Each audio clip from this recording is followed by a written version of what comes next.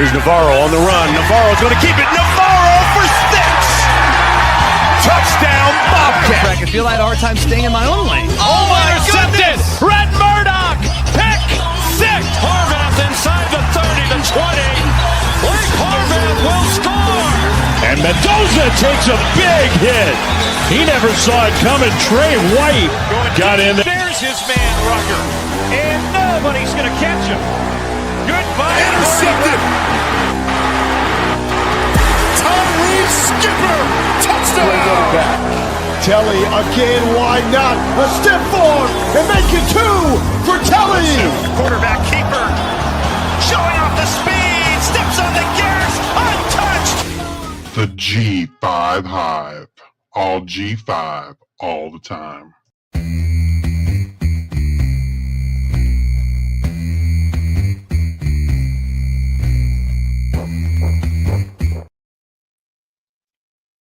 Whoa! Week 1. So good, we had to do it again. Welcome to the G5 Hive Live, where we bring you the G5 college football coverage you love each and every week. Guys, last time we were talking about college football being back.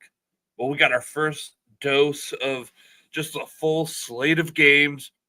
We had some great Week 1 games and even more great games coming up in Week 2. If you're watching us on YouTube, please hit that like and subscribe button. And if you're watching us on X, give us a follow, a like, and a retweet. And if you're listening in podcast form, please rate and review. Let's move over to our Week 2 preview games. G5 games, I should say. We've got our Friday G5 versus P4 games. James Madison at Louisville, 7 p.m. Eastern. I gotta look up the lines here real quick. This is an opportunity for JMU to shock the world again. Like they always play the P4s tough. They're going to Louisville. I think we'll kind of get a better feel for what to expect from JMU this year. With Alonzo Barnett, George Pettaway. The one thing I will say, I wasn't super impressed with was the passing game a week ago, or this past week with JMU. But we'll see what they get to look like against the P4 opponent. They are one of the trendy picks to win the Sun Belt. A potential trendy pick to be the G5 rep in the college football playoffs. And so I think how they look this week against Louisville will, play a big role in terms of what to expect from them in Sun Belt play. Louisville is projected to they're favored by 14.5 points, total over under 57.5 points. I think Louisville wins this one, but like you said, I think this is more of where does James Madison stack up? Because how do they look in the game? Next game, we have Northern Illinois at Maryland, 7:30 p.m. Eastern. Maryland favored by 17.5. Total over under set at 47.5. I would take the over, I think, in the points. I think what's the over under? 47.5. Man, I don't know that Northern Illinois can score enough points to make that happen, though. I mean, Maryland scored. I know it's FAU, but they scored over 30 points in the first half. That FAU defense, Northern Illinois defense, typically is way better than an FAU defense. I really do like NIU in this game.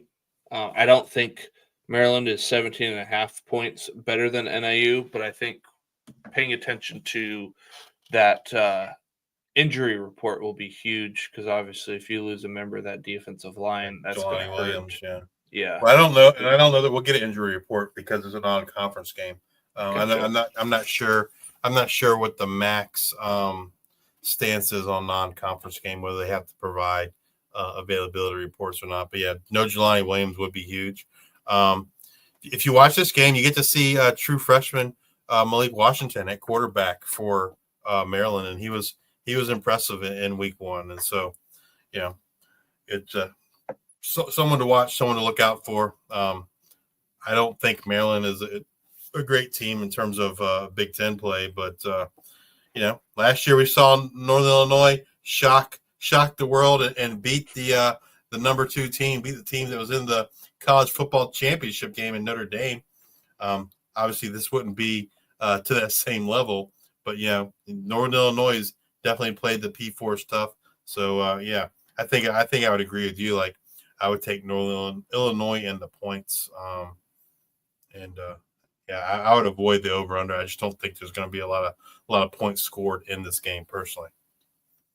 All right. Saturday, G5 versus P4 games. San Jose State at Texas, 12 p.m. Eastern, over under set at 52.5. Texas favored by 36.5. That is a very large number, but Texas did not look all that great. Granted, they were playing a pretty good defense in Ohio State, but I am going to go out on a limb and say San Jose State defense not to the caliber of Ohio State defense. I will be curious. Again, I anticipate Texas to win this game, but I will be curious to see on how San Jose State bounces back and how these wide receivers look against a caliber of defense of Texas. That Texas defensive line is good. They're very good. So I hope Egan gets the ball out quick. I would anticipate a Easton Messer like stat line almost from Danny Scudero or somebody like, hey, you're going to have all these targets for 75 yards. Because I mean, Danny Scudero, he's fast, but I think Texas has guys that could probably stick with him. So, but the Texas defense is pretty good. So, but this is one I'm just excited to see if anybody can pop off to really show out here against Texas. Yeah, I don't expect too much out of San Jose State. I think if San Jose State at some point is going to make a quarterback change, I don't expect it this week, right? Like, why would you show your hand in a game you're likely to lose no matter who the starter is? And so I don't think and maybe they don't. Like I said, the coaching staff really likes Walker Egan. I just am personally not a fan. But I certainly expect to see Walker Egan out there for the majority of this game, just because why would you show your hand in a game that you're not likely to win anyway? So, yeah. Maybe it'll be interesting to see if Arch Manning looks better because he didn't look good at all against Ohio State either. And so he had 2 quarterbacks that did not look good in week 1. Be interested to see if either of them look better here in week 2. All right. FIU at Penn State, 12 p.m. Eastern. Penn State favored by 43.5. Total over under set at 54.5. That's a large number, but FIU not looking great so far. FIU not looking great so far, but Penn State's probably just going to do what they did last week. Try to get nobody hurt, get some reps in there, and get out of there. Get out there, get out with a big win. I don't know if there's much I want to talk about. Yeah, I don't know if there's much I want to talk about here. Yeah, I mean, Penn State should roll. Right. It's two cats, the Nittany Lions and the Panthers. There we go. Kennesaw State at Indiana, 12 p.m. Eastern. I am curious. Indiana favored by 36.5. Total over under set at 51.5. I'm curious to see this Kennesaw State defense. We didn't talk about it in the weekend review, but they lose to Wake Forest 10-9, I think it was. Kennesaw State missed, I think it was 2 field goals within the game that they could have, theoretically, they were early field goals, a lot of butterfly effect, all that stuff, but they could have won. But Wake Forest doesn't sound like they're all that great. Indiana will be a different test. I don't anticipate that Kennesaw State wins this. 36.5 is kind of a lot too. And I can't imagine Indiana puts too much on them and just kind of coasts. I don't know. 36.5 is a lot, but it is what I want to see is how Kennesaw State looks against a team like Indiana versus a team like Wake Forest. Yeah, I mean, like, I wasn't like super impressed with the passing offense of Indiana in week one against Old Dominion. So I could see them using this game as a chance to kind of get that right. And like, obviously Indiana in the college football playoffs a year ago, they want to go back, no doubt. And so like, I don't know, like, I don't know, like maybe it's just me like making this stuff up in my head, but like it feels like, hey, like 2 weeks in a row you don't cover against the G5.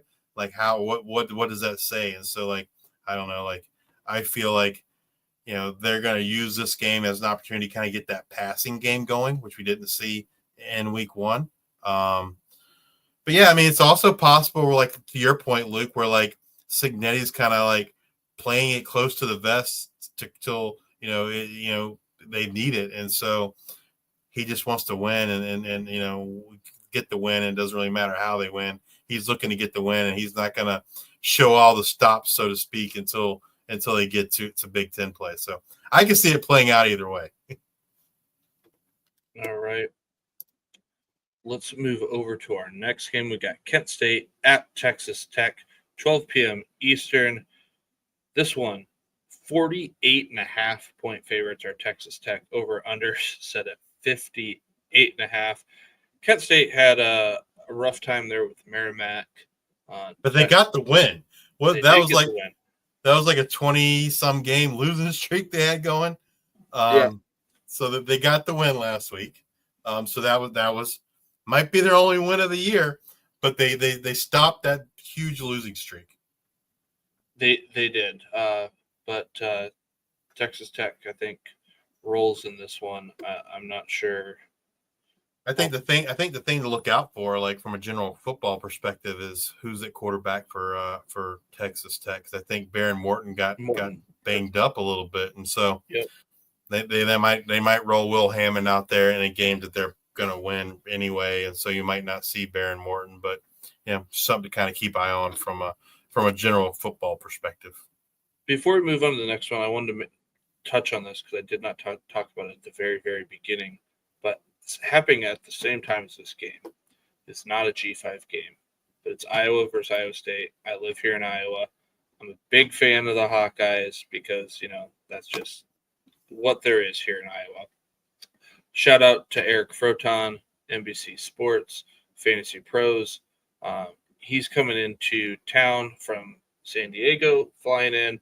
I'm picking him up. We are going to the game. You got media credentialed to go to that. So come next week, Justice, I'll be leaning on you for at least a little bit more of these games, and I'll catch what I can when I can. But I'll be getting to the game pretty early because it's like the Super Bowl here. So the Saturday game, it's gonna be a little rough week for us. We're gonna have to watch a lot of ESPN Plus or something because we will both be at games on Saturday, which means we won't get to view a lot of other games. I mean, fortunately, the Old Dominion game's not until I think 6 p.m., so I get to see like some early games. But the ones later in the day, I'll be watching a lot of ESPN Plus on Sunday. So shout out to Eric Froton, appreciate it. All right, back to our regularly scheduled event. We've got Central Michigan at Pittsburgh, 12 p.m. Eastern. Boy, I was pretty excited with how Central Michigan looked. Pitt is favored by 21.5, over under set at 51.5. I don't think Pitt is 21.5 points better than Central Michigan. Be interesting to kind of see like how Central Michigan shocked us against San Jose State, right? And so I'd be interested to kind of see like if they're as effective running the ball against Pitt as they were against San Jose State. Because I mean, like by G5 standards, the San Jose State defense is a pretty good defense. Yep. Yeah. And I think by P4 standards, Pitt's probably on the lower half. So yeah, be interested to kind of see if they can run the ball as effectively against Pitt as they did against San Jose State. Right. UConn at Syracuse, 12 p.m. Eastern. We've got Syracuse favored by 6.5 points, over under set at 58.5. UConn, as long as they don't have quarterback issues, I think the roulette of quarterbacks. I shouldn't say quarterback issues. It's just somebody getting hurt all the time. UConn looked pretty good week 1. Skylar Bell showed out, I think 5 catches, 2 touchdowns, 134 yards or something like that, 24. I think they shut him down pretty early. Syracuse, I don't want to say they looked great against Tennessee. I can see UConn. UConn winning making this game. one tough. Yeah, for sure. 6.5 points. You would assume, I don't know, you get 2.5 with being at the home, so you got 4 points that you think that they're better. Yeah. This one I think UConn can pull out, and one I would be keeping my eyes on. Yeah, I agree. I think even when we had the show with Colton, I think you talked about UConn making the college football playoffs. I think the where they get screwed is that they're not in a conference, right? And so, in theory, for them to make the playoffs, that means 2 G5s would make it, which is not to say it's not possible, but it's like it would be very, very difficult. But yeah, if they want to have any argument that they should be in the college football playoff, they need to win this game against Syracuse. All right. Utah State at Texas A&M, 12:45 p.m. Eastern. Texas A&M favored by 29.5. Over under set at 54.5. Texas A&M is not 29.5 points better than Utah State. Bryson Barnes plays well. Texas A&M gave up a whole bunch of yards to Robert Henry. I can see Utah State being able to run the ball on Texas A&M. It just seems to be something that Texas A&M does. They just stop you from not scoring in the red zone. Like, they're like, do whatever you want. I don't really care. You're just not going to score on us. So I could see this one having like Utah State has a whole bunch of yards. You're like, oh, the points don't match the yards in this one, but kind of like the Wyoming game from this past week. Yeah, like I just don't know if Texas A&M, like Bryson Barnes, I think is really good, and I think if they don't let Texas A&M cover the 29.5 point spread, I think it's because he played really, really well, almost like a Parker Navarro type there against Rutgers this last week. But yeah, I'm excited to see how Utah State runs the ball against Texas A&M. Yeah, absolutely. Because like I said earlier, Miles Davis looked really good this past week. We'll see kind of what that offense looks like against a pretty good SEC opponent in Texas A&M. All right. We've got Troy at Clemson, 3:30 p.m. Eastern. Clemson favored by 33.5. Over under set at 52.5. Clemson coming off a loss there to LSU. Yeah, that's like the two teams that, like, if you had asked me like a week ago who would I pick to be in the national championship game, I would have picked Texas and Clemson, and they both lost in week 1. Man, yeah, I mean, Clemson defense is good. The offense just did not, couldn't get anything going on the ground, couldn't get much going through the air. Yeah, it's a rough game. But yeah, I think they should beat Troy pretty easily. Unfortunately, I guess what I'm interested in, and from a Troy perspective, is, and we're probably not going to get a great answer this week. Last week it was the Tay Meadows show. And, was that a case of, hey, it's going to be the Tay Meadows show? Or was it the case of Tay Meadows has a hot hand, we're just going to keep feeding Tay Meadows? I don't know that, and I don't think we'll get the answer to that question this week, but it is definitely something I'm looking forward to seeing as Troy, moves on through the season. Is it going to be a bigger split between Tay Meadows and Jordan Lovett, or, is it a ride the hot hand, or is there, one guy that's just going to dominate the carries? Last year, we kind of saw him, at least for the first half of the year, really rotate the running backs. we saw at the end of the season, Damian Taylor kind of take charge there. But yeah, be interesting to see moving forward what happens with that Troy running back room. What I'm looking for, Troy, just get out healthy. That's what we need to see. Shout out, Michael Batkins. This is amazing. Thank you. Appreciate it. Doing a lot of great stuff here. G5 Hive, G5 football all the time. Miami at Rutgers, 3:30 p.m. Eastern. This one, Rutgers favored by 14.5. Over/under set at 46.5. Again, don't think Rutgers is very good, but what I'm looking forward here is this is, the transitive property. AB plus BC equals AC. Where does Miami match up against Ohio? That's what I'm looking for here. That's about it. 100%. Like, I mean, based on what I saw in week 1, Miami played Wisconsin. Like, I was not impressed at all. So I'm interested to kind of see how they look at Rutgers versus what I saw from Ohio in week 1. I don't think you never count Miami out with DeQuan Finn there at quarterback, but like I was not impressed with the Miami offense. I mean, the defense played decent enough against Wisconsin, but like I don't think the Wisconsin offense is very good. So yeah, I agree with you. Like the thing I'm looking for is kind of comparing Miami and Ohio for MAC play. And based on what I saw week 1, it's clearly Ohio and Toledo, and then maybe Miami is in another tier below those guys. Like before the season, I think we would have had them closer, but what I've seen so far, it's Toledo and Ohio look like kind of the cream of the crop of them in the MAC. So we'll see how DeQuan Finn and Miami look against Rutgers here in week 2.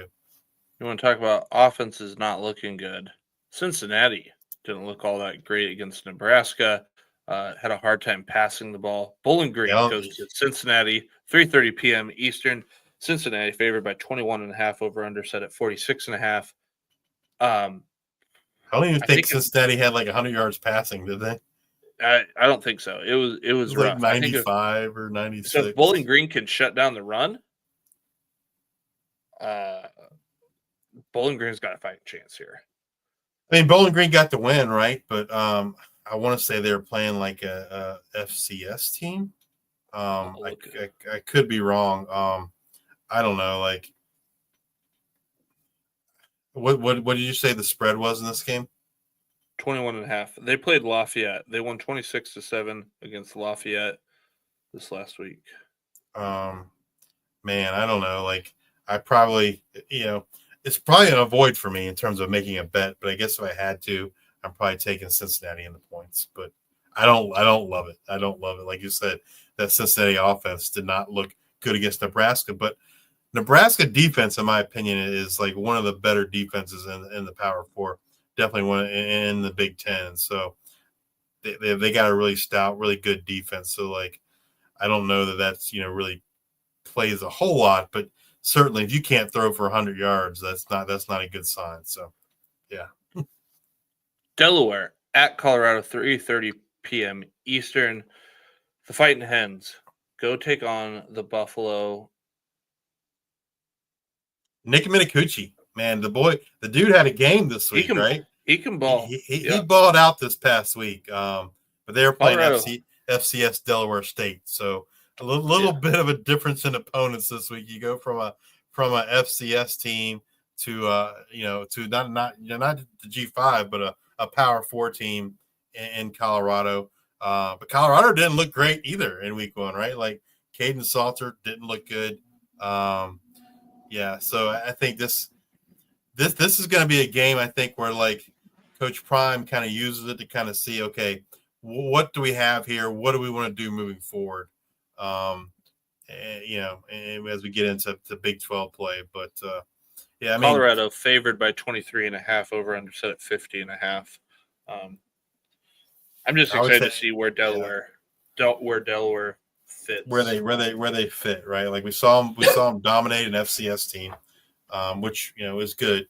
But where what should we expect from Delaware moving forward? I don't know that you're going to tell a whole lot, but like if they play really good, then we can expect really good things, right? If they get blown out, you're kind of like, oh, that's kind of what we expected. Doesn't really tell us what to expect in terms of Conference USA play, but yeah, first chance for a lot of people to get to see Delaware. You want to talk about people getting blown out?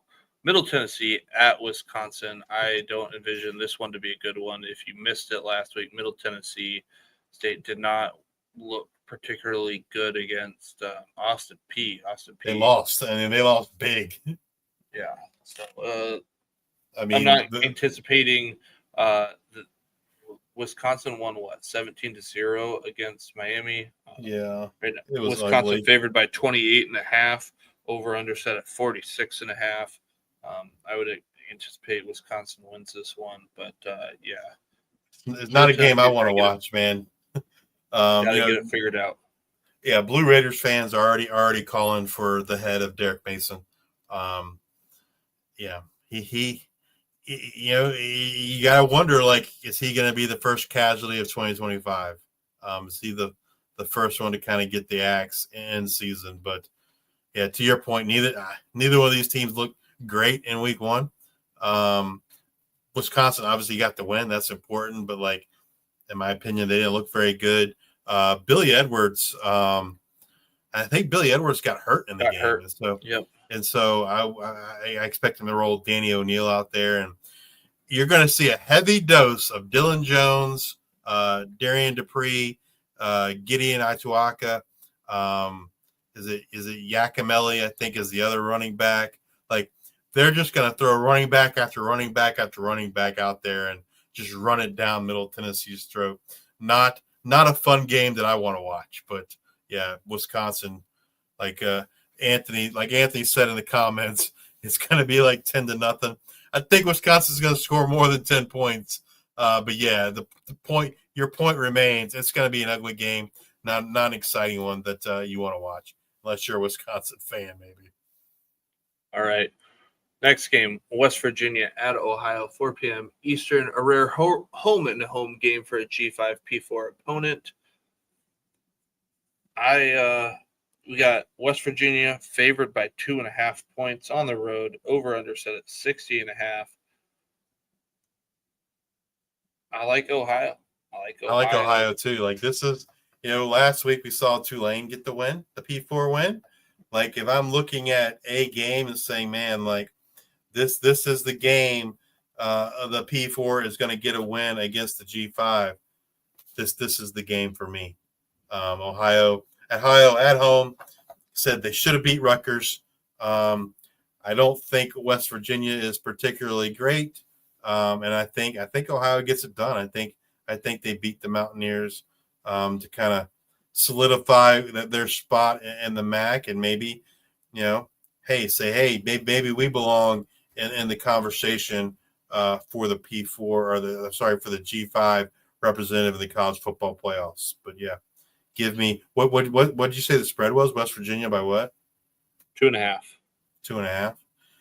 Yeah, and so I don't know. Give me Ohio. They're getting points. I expect Ohio to win this game outright, and they're getting points. So, all right, now we got the maybe American favorite, USF at Florida, 4:15 p.m. Eastern. Florida favored by 17.5. Over under set at 54.5. Going to the Swamp is going to be hard, but I think we are going to learn a lot about USF. Obviously, I don't really care if they lose this game. Kind of anticipate they'll lose this game, especially if it takes them a quarter to get going. But I'm hoping Byron Brown gets to use his legs sooner rather than later. But I just want to see how they match up against the Florida Gators, and all I want to see is USF get out healthy so they can really focus on the American. Yeah, like, I think the takeaway is how competitive South Florida is. Like, I mean, at the end of the day, if they won the game, I don't think I'd be 100%. I wouldn't really be like totally shocked, but I think this is essentially this is the Boise State Oregon game. Yeah. So like, because if you get this win against Boise State, Boise State's able to turn around, and you get into the national, contention. It's going to be how did they look against Florida. So Sure. I think if they can keep it close, similar to what Boise did to Oregon, Yep. that'll play big going into the selection committee. Great call. I agree. All right, we got Arkansas State at Arkansas, 5 p.m. Eastern. Arkansas favored by 23.5. Over under set at 63.5. What do I want to see in this game? I We want to could see this. fireworks, right? I mean, Taylor Green, I think, had like a lot of he threw for a lot of yards and had five touchdowns. I want to say in week 1, and then you got Jalen Rayner first, throwing to Corey Rucker. Has some potential for a lot of fireworks. I just want to see the Arkansas State defense. That's what I want to see. If they're going to win, if they're going to make some noise in the Sun Belt, I think that this defense has got to show up. I'm interested to kind of see how Jalen Rayner looks against Arkansas. We saw last year in the out of conference when they played at P4, Jalen Rayner did not look good at all. So I'm kind of interested. Who was it? Who's the backup? Timmy McClain. Timmy McClain. We're always like, oh, we got a shot there. Timmy McClain came in. They kind of looked a little bit better. Is he going to take over? It's like, nope. That's a good call. All right. All black. No, we haven't gotten to the Southern Miss Jacksonville State game yet. It's coming up. All right. Army at Kansas State. This one is at 7 p.m. Eastern. And I am scrolling to find this over under. Actually, all black. That must be Jackson State. So we don't have that one for this week. I was thinking JSU was Jacksonville State, but I'm assuming that's Jackson State. No, we don't have that one on the schedule for this week. With all these games, we don't cover every single G5, so we don't have that one on the docket. But like, be interested to kind of see, I think, like how Southern Miss responds in terms of like can they. Do we see some other playmakers emerge other than Braylon Braxton? That'd probably be the big thing I'd be looking for in the Southern Miss game. I'm struggling to find this on ESPN. Well, why are you still looking for the line there, Army, man? Like, what a disappointment in week 1, losing to Tarleton State in an FCS game, man. Like they played, and like the Army had plenty of opportunities to win the game, and they just couldn't get it done. I'm like I expected more out of the Army defense than what I saw. And in week 1 against Tarleton State, Tarleton State's a decent FCS team. So I'm not saying like they're a bad team or anything, but like I expected much more out of the Army defense than what I saw in week 1. Like you said, well, to the point earlier, is Dwayne Coleman. Do you think we're going to see Dwayne Coleman in this game? Right, like we talked about the depth being a concern at quarterback, and so again, this game in the grand scheme of things, this doesn't really mean much for Army, especially after losing to the FCS. Like there's no way they're going to be the G5 rep in the college football playoff losing to Tarleton State. So I would anticipate Coleman doesn't play just because they're going to focus on the American. You're going to want to save them. Yeah, unless that would be my guess. But Kansas State favored by 17.5, over under set at 46.5. I think Kansas State wins in the points. Yeah. And Kansas State hasn't looked good either, right? Like in their 2 games. Hopefully Avery's dad and brother don't get in another fight after the game like they did over in Ireland. But yeah, I mean, like this is not a game that I'm looking forward to or trying to tune into. All right, North Carolina at Charlotte, 7 p.m. Eastern, and another rare home game for a G5 versus P4 matchup. No line set on this one, as North Carolina might still be playing or the game just got done, so no line is set there. I would anticipate North Carolina wins this game over Charlotte. Charlotte, like I said, just gelling, trying to figure out. Didn't look all that great this last year. Or Do you know what the final was in the game? I mean, last score I saw was at halftime. I think it was like 20-3 or something along those lines. 48 to 14. Yeah. Man, this is two teams that I don't think are very good in 2025. But yeah, I would expect North Carolina to win this game just based on the talent advantage. I don't know. I don't expect Carolina to do much this year in ACC play, but Charlotte is not a good G5 team, and just based on pure talent, Carolina should win this. Having said that, we did see Carolina get beat pretty bad by JMU a year ago, but Charlotte, don't mistake Charlotte. But they also JMU. put up like 70 points. JMU put up like 70 points. Yes. So I don't think Charlotte's I don't see Charlotte putting up 70. But I mean, Carolina. I guess you got revenge game. Connor Harold. Connor Harold. Well, is Connor Harold going to get another start after the way he looked in week one? I don't know. We might see former Duke quarterback Grayson Loftus there kind of get his opportunity. So I don't know. Again, right. An ugly game that I don't want to watch. Houston at Rice, 7 p.m. Eastern. Another rare home game for a G5 versus a P4. Rice in this triple option. Houston didn't look all that great. Houston favored by 12.5 points. Over under set at a disgusting 39.5 points. I like Rice. I like the I would point. say take the under, but yeah, like the under. The under is pretty low. It's almost like watching low. It's like watching a Hawkeye game. Like you can, you just all line it down to like 25. But yeah, I definitely like Rice in the points here. 12.5, I think, is a big number for Houston. Rice is going to control the game. They're going to run the game. And Dean Connors revenge game against Rice. Oh, I didn't even think about that. Excellent point. And then, then this is they're two rivals, right? I mean, and I feel like they played last year. Maybe Rice won. Maybe I'm like making that up in my head. It was like one of the few Rice wins, but the big question for me is Houston disciplined enough against a triple option offense? Like, I don't know. Like last year, I would tell you I don't think they were disciplined enough. They were good enough. I just don't think they're going to prep for it. They're going to be looking on to their next game. Like I just don't think they're going to be ready for this triple option. This one might be, even if Rice doesn't win, it'll be one of those that halftime it catches people's eyes because it's a lot closer than people think. Sure. All right, Louisiana Tech at LSU, 7:30 p.m. Eastern. This one is set at LSU favored by 37.5. Total over under set at 51.5. LSU looked pretty good. I think LSU will take care of business here.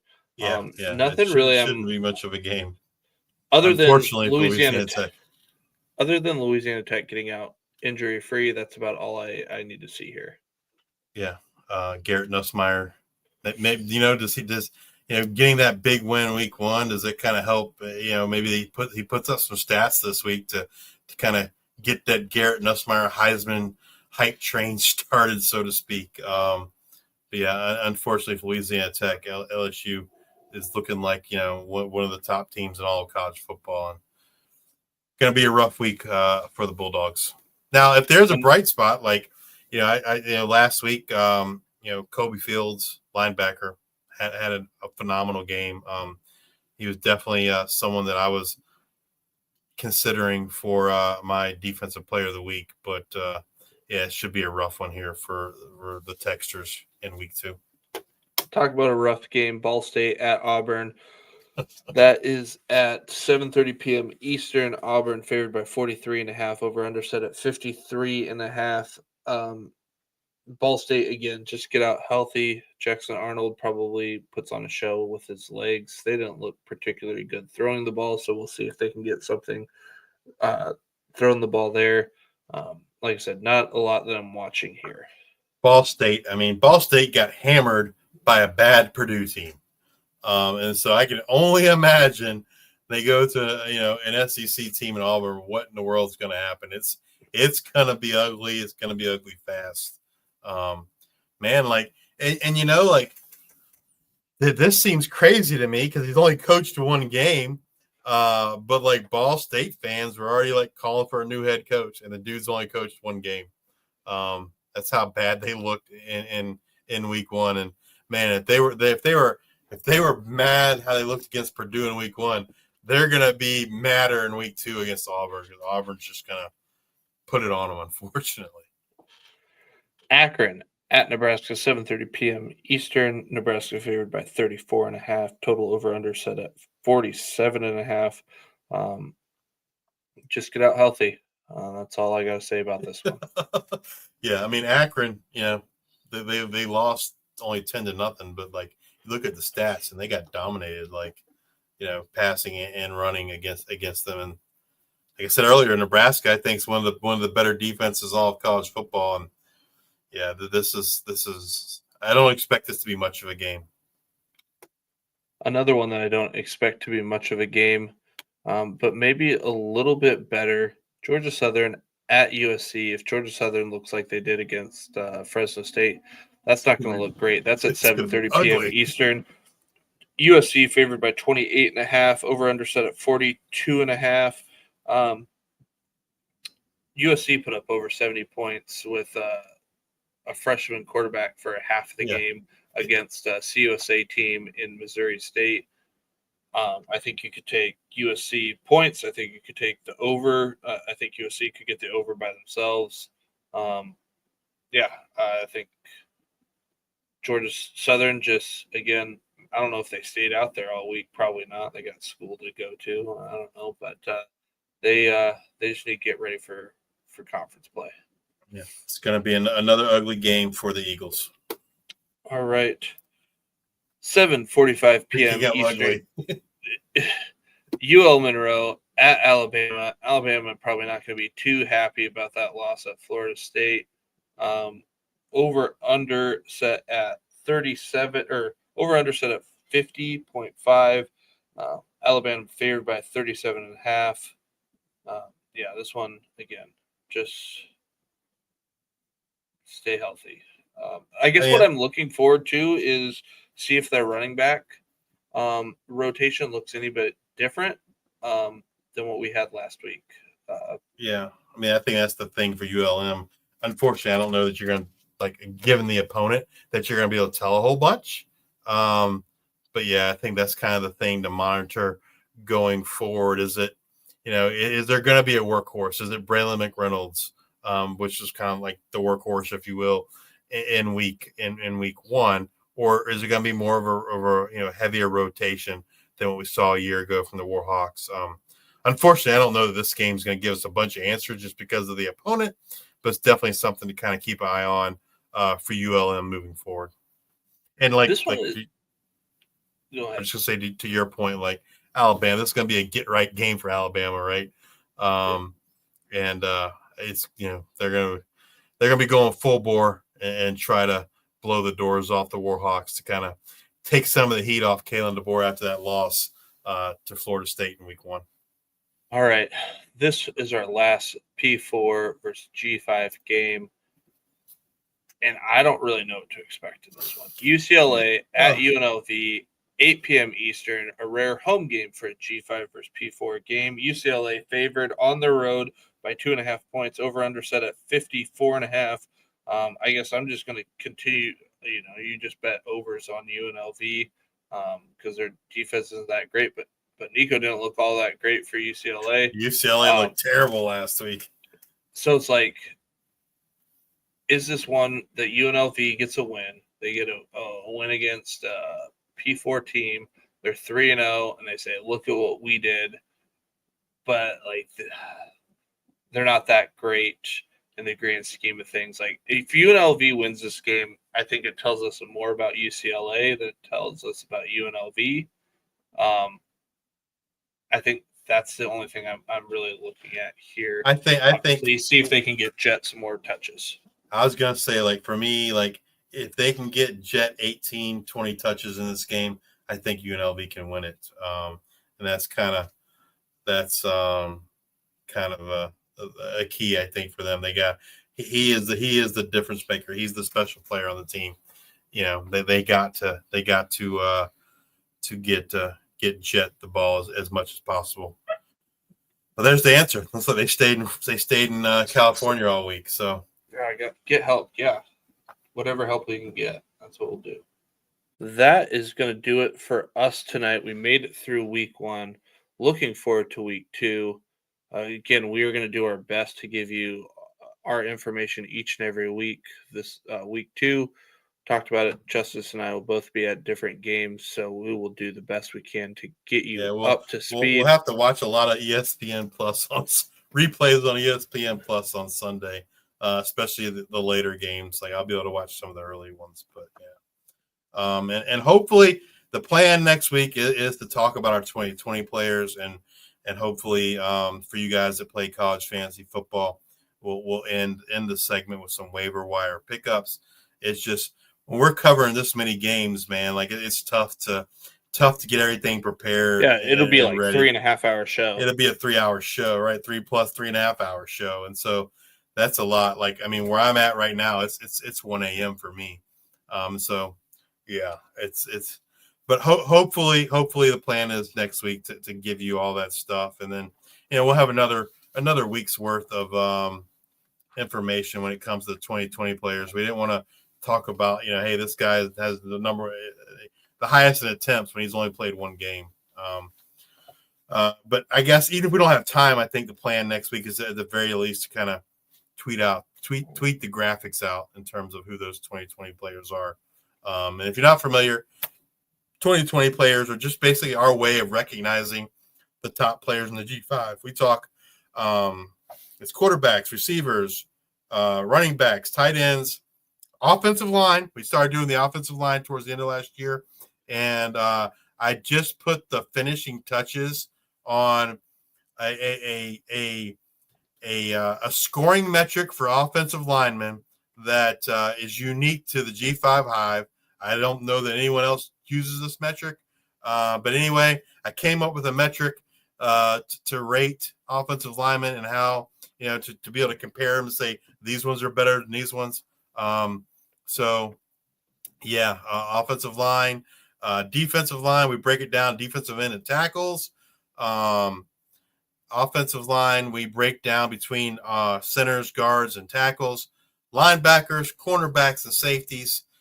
So tune in next week. We should have that for you guys. And thank you. If you're watching us on YouTube, please hit that like and subscribe button. If you're listening on or watching on X, give us a retweet, a follow. And if you're listening on Amazon Music, Apple Podcasts, or Spotify, please subscribe and leave those 5-star ratings and reviews. Again, just so grateful for everyone's support, for all the positive comments, for the amazing amount of growth that we've seen over the last. This is year 3. We're starting year 3, so we just wrapped up year 2. We've had so much growth and so much support. We just want to once again, that's all to you guys. So thank you for that, and be sure to join us again next week when we kind of go over what happened in week 2 and look forward to kind of getting you ready for what to expect in week 3. And as always, bring you up to date on all the latest news and happenings around the world of G5 college football. So until the next time, we are the G5 Hive.